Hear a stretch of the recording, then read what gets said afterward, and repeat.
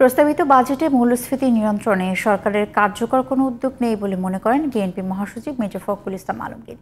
বিকেলে সংবাদ সম্মেলনে বাজেট নিয়ে আনুষ্ঠানিক প্রতিক্রিয়ায় এমন মন্তব্য করেন তিনি বলেন, অর্থনৈতিক সংকট থেকে উত্তরণের কোনো দিক নির্দেশনা নেই বাজেটে।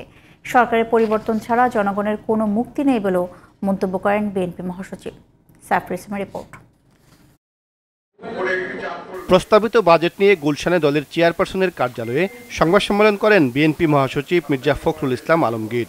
বাজেটকে দেশবিরোধী ও জনবিরোধী আখ্যায়িত করে তিনি বলেন, প্রস্তাবিত বাজেট পাশ হলে দেশে অর্থনৈতিক সংকট আরও ঘনীভূত হবে, মুখ থুবড়ে পড়বে দেশের অর্থনীতি। এমনিতেই পায়ের নিচে মাটি নেই, সরকার কঠিন শর্তের বিদেশি হার্ড লোনের দিকে আরও ঝুঁকে পড়বে, আটকে পড়বে আরও গভীর ঋণ ফাঁদে। এহেন অবস্থায় বছর শেষে অর্থনীতি মুখ থুবড়ে পড়তে বাধ্য।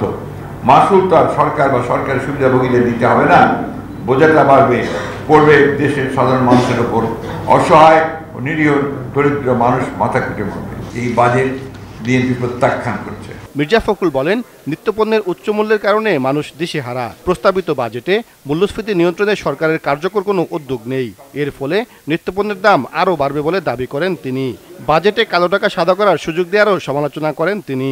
কথায় কথায় দুর্নীতির বিরুদ্ধে জিরো টলারেন্সের গুলি যারা আওড়ায়, তাদের পক্ষে রাজস্ব বৃদ্ধির খোলা ভিত্তিতে দুর্নীতির বৈধ লাইসেন্স প্রদান অনৈতিক ও সাংঘর্ষিক তা জেনে শুনেই দুর্নীতিবাদ সরকার অবৈধ সম্পদ অর্জনকারীদের দুর্নীতির এই লাইসেন্স দিচ্ছে। সরকারের আমল করলে বেড়ে ওঠা আজিজ বেনাজিরদের মতো দুর্নীতিবাদদের কালো টাকা সাদা করার ঢালাও সুযোগ সৃষ্টির জন্য এই ব্যবস্থা নেওয়া হয়েছে। মির্জা ফখরুল বলেন, সরকারের পরিবর্তন ছাড়া দেশের অর্থনৈতিক সংকটের সমাধান হবে না।